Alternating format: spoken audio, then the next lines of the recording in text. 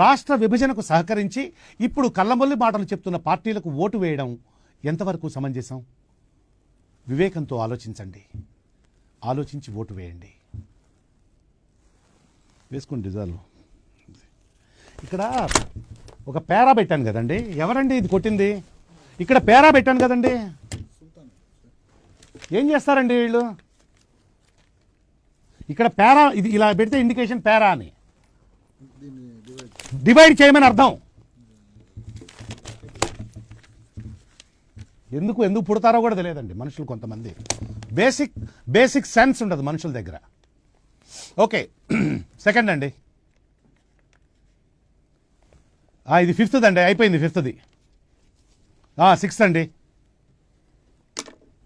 చేసే మూడు ఉత్సాహం సర్వనాశనం అయిపోతాయి. ఫుల్ స్టాప్లు కామాలు ఉంటాయి కదండి, ఆ ఫుల్ స్టాప్లు కామాలు కొట్టరా?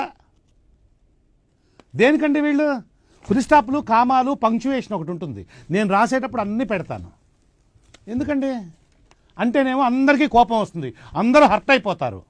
పని చేయడం మాత్రం చేత కాదు. తగలబెట్టండి సార్ నిరంజన్ గారు.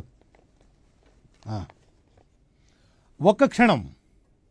రాష్ట్ర విభజనతో మాకేంటి సంబంధం? సారీ, మాకేంటి అయితే మాకేటి అని లవడాలో భాష రాశారు. మాకేటి అని లవడాలో భాష రాశారు.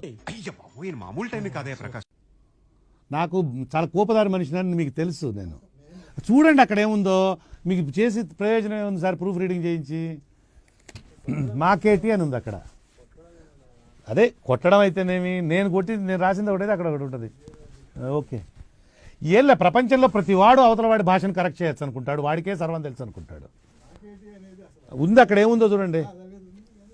ఓకే, 3 ఖరాబ్ అవుతుంది, దాని రిఫ్లెక్షన్ మొత్తం నా మొహంలో రిఫ్లెక్ట్ అవుతుంది. అందులో మళ్ళీ వేస్తాడు.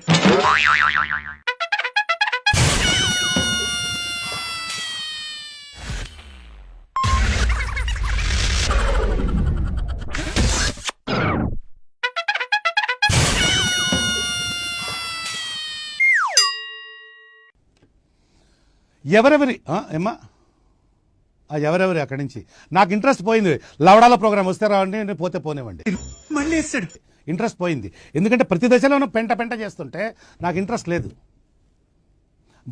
పోనివ్వండి, నాకు ఇంట్రెస్ట్ లేదు.